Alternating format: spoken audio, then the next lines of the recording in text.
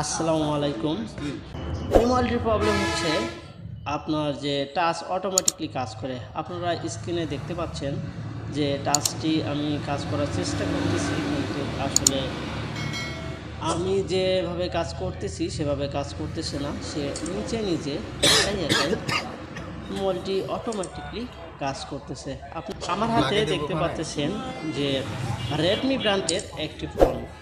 এটি সাধারণত হতে পারে 9C বা রেডমি 9A মডেল। এই মোবাইলটির প্রবলেম হচ্ছে আপনার যে টাচ অটোমেটিকলি কাজ করে। আপনারা স্ক্রিনে দেখতে পাচ্ছেন যে টাচটি আমি কাজ করার চেষ্টা করতেছি, কিন্তু আসলে আমি যেভাবে কাজ করতেছি সেভাবে কাজ করতেছে না। সে নিজে একাই মোবাইলটি অটোমেটিকলি কাজ করতেছে। আপনাদের সামনে আমি আগে সমস্যাটি দেখানোর চেষ্টা করব যে এই মোবাইলটির সমস্যাটা কি, এই মোবাইলটির সমস্যাটা কি এবং সমাধান কীভাবে হবে। আপনারা দেখতে পাচ্ছেন যে মোবাইলটি অটোমেটিক কাজ করে ধরে রয়েছে, কিন্তু কোনো কাজ করতেছে না। অটোমেটিকলি নোটিফিকেশন বার নেমে আসতেছে এবং সব কিছু অটো কাজ করতেছে। এটির কারণ আপনাদের সামনে আমরা স্টেপ বাই স্টেপ উপস্থাপন করার চেষ্টা করব। মোবাইলটি খুলে ফেললাম। মোবাইলটি ভিডিওটি একটু ফাস্ট করে দেওয়া হয়েছে। নাটগুলো খুলে ফেলব। আপনাদের সামনে স্টেপ বাই স্টেপ কাজ করার চেষ্টা করব।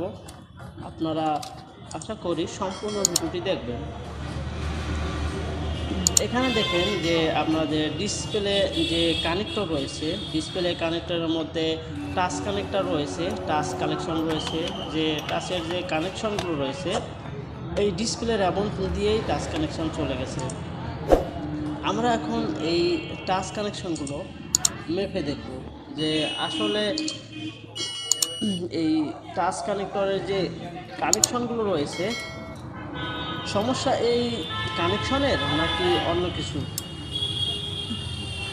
আমরা স্কিমেটিক ডায়াগ্রামের সাহায্যে এই ডায়াগ্রাম দেখে আমরা মানগুলো মেপে দেখব আসলে মানগুলো ঠিকঠাক রয়েছে কি না।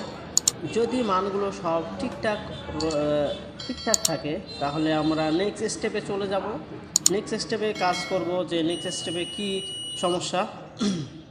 আমরা আগে মানগুলো মেপে দেখি মানগুলো আমাদের ঠিকঠাক আছে কিনা। আপনারা দেখতেছেন যে মানগুলো সব দুটা মেপে দেখলাম যে ঠিকঠাক রয়েছে।